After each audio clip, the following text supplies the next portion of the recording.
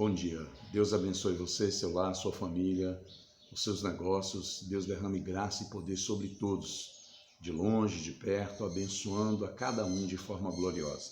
Evangelho de Jesus Cristo, segundo escreveu o apóstolo São Mateus, capítulo 24, verso 15 em diante, diz assim: Assim, quando vocês virem o sacrilégio terrível, do qual falou o profeta Daniel no lugar santo, quem lê, entenda.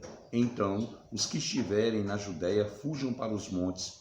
Quem estiver no telhado de sua casa, não desça para tirar dela coisa alguma.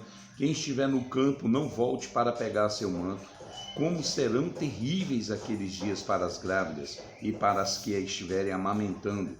Orem para que a fuga de vocês não aconteça no inverno, nem no sábado, porque haverá então grande tribulação, como nunca houve desde o princípio do mundo até agora, nem jamais haverá. Se aqueles dias não fossem abreviados, ninguém sobreviveria, mas por causa dos eleitos, aqueles dias serão abreviados. Se então alguém lhes disser: vejam aqui, está o Cristo, ou ali está ele, não acreditem, pois aparecerão falsos cristos e falsos profetas que realizarão grandes sinais e maravilhas para, se possível, enganar até os eleitos. Veja que eu os avisei antecipadamente. Assim, se alguém lhes disser: ele está lá, no deserto, não saiam, ou ali está ele, dentro da casa, não acreditem, porque assim como o relâmpago sai do Oriente e se mostra no Ocidente, assim será a vinda do Filho do Homem.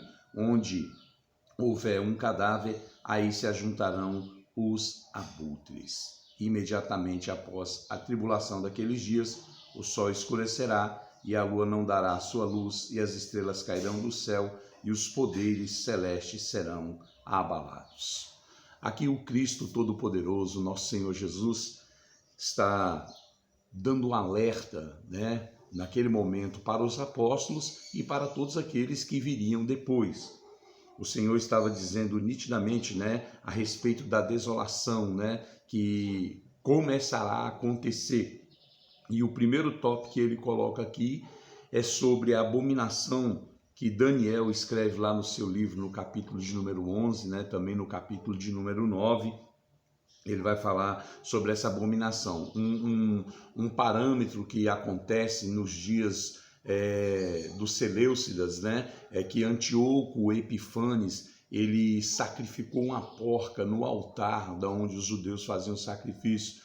Desde então, dali em diante, cessou-se os sacrifícios, ele trouxe uma abominação. E também se acredita muito que vai haver uma abominação, o anticristo, o homem do pecado, o homem da maldade, ele se assentará como Deus no trono, do templo, e também colocará uma imagem, para trazer então essa abominação.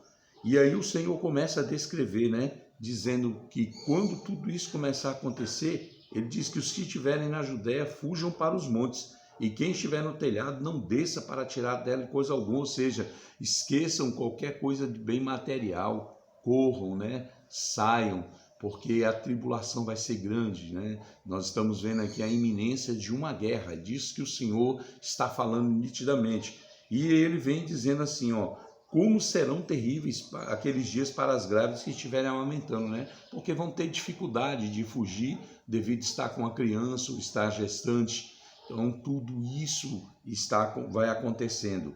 E ele vai dizendo assim, olhem para que a fuga de vocês não aconteça no inverno, nem no sábado.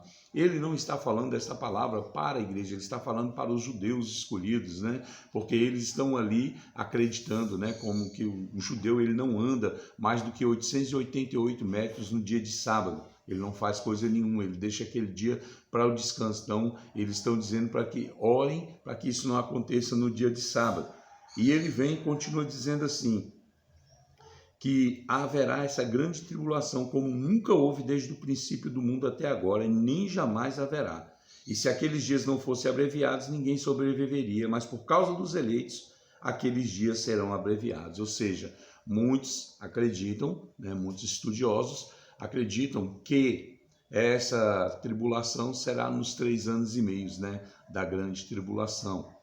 outros já não acreditam, outros já acreditam que isso aconteceu na época que o general Tito invadiu Jerusalém e destruiu toda Jerusalém. Um dos livros que é interessante, A Guerra dos Judeus, né? Que é escrito por Flávio José, um grande historiador, que inclusive viveu, né? Contemporâneo dessa época, ele viveu, ele narra toda essa história que aconteceu, mas essa história ela não se encaixa aqui dentro dessa previsão do Senhor Jesus. E ele então diz assim, aparecerão falsos cristos, né? Ou seja, é aquele que vai tomar, né, o lugar do Messias, como dizendo que ele é o enviado para salvar. Então tudo isso é para enganar aqueles que estão em Jerusalém. E ele diz mais assim, vão vir então os falsos profetas, né? São aqueles que vão dar uns ensinos errôneos, pecaminosos, e que realizarão grandes sinais e maravilhas. Na época que Cristo veio, ele veio com sinais, prodígios e maravilhas, né? Se admiraram muito dele. As pessoas são apegadas demais com sinais, prodígios e maravilhas. E nisso eu não estou condenando, dizendo que nós não temos que buscar e sermos usados por Deus para isso. É que muitas pessoas se fiam nisso e esquecem de ensinar o que é mais importante, a verdade da palavra de Deus, porque é ela que cura a alma, o espírito, o corpo, a mente, o coração, cura completamente. E ele então disse assim, se alguém lhes disser, ele está ali no deserto, ou seja, é como se fosse João Batista, é um engano. Se eles disserem, está dentro da casa, como Cristo reuniu os apóstolos, é outro engano, porque ele pega e diz aqui, como relâmpago que sai do Oriente e se mostra no Ocidente, assim será a vinda. Será um acontecimento universal. O mundo inteiro vai ver a volta de Cristo. Não é algo secreto. Não fuja dessas coisas secretas, né? Fuja dessas coisas que, não, ele está aqui, ele tá... Não, fuja disso. Isso é um alerta que Cristo está dando. Vai ser algo notório, o mundo inteiro vai ver que ele está voltando. E ele diz assim, a sua vinda será a vinda do Filho do Homem, e onde houver o cadáver, aí se ajuntarão os abutres, né? Ou seja, muitos acreditam aqui que seja a batalha do Armagedon, né? Ali haverá uma carnificina muito grande. E depois daquela tribulação, o sol vai se escurecer, a lua não dará a luz, as estrelas cairão do céu e os poderes serão abalados. Aquilo que o profeta Joel escreve, né, há muitos anos antes do próprio Cristo vir. Então, meu querido, tudo isso são adventos e nós estamos vendo muitas coisas acontecendo na face da terra. O Senhor mesmo preveu e ele disse assim, ainda não é o fim.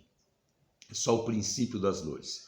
Que você possa estar ligado nisso, você possa estar atento, né? E possa estar buscando ao Senhor de todo o coração, se humilhando na presença de Deus, porque Ele te exaltará no devido momento. Bondoso Deus e amado Pai, eu quero agradecer a Ti, Senhor, e que o Senhor nos fortaleça, nos dê condições de cada dia suportar as tribulações, as lutas do dia a dia, que o Senhor nos faça enxergar a Tua verdade, que nós não venhamos olhar só para as coisas materiais, mas principalmente para as espirituais, porque é lá que nós devemos ajuntar o nosso tesouro, onde a ferrugem ela não vai correr, onde a traça não vai comer. Que o Senhor nos dê a sabedoria de colocar, Senhor, o nosso tesouro, o nosso coração nos céus, porque é para isso que o Senhor nos chamou. A glória do Teu poder esteja sobre cada lar e cada família, em nome de Jesus. Amém. Deus abençoe sua vida e tenha um dia excelente na presença do Senhor.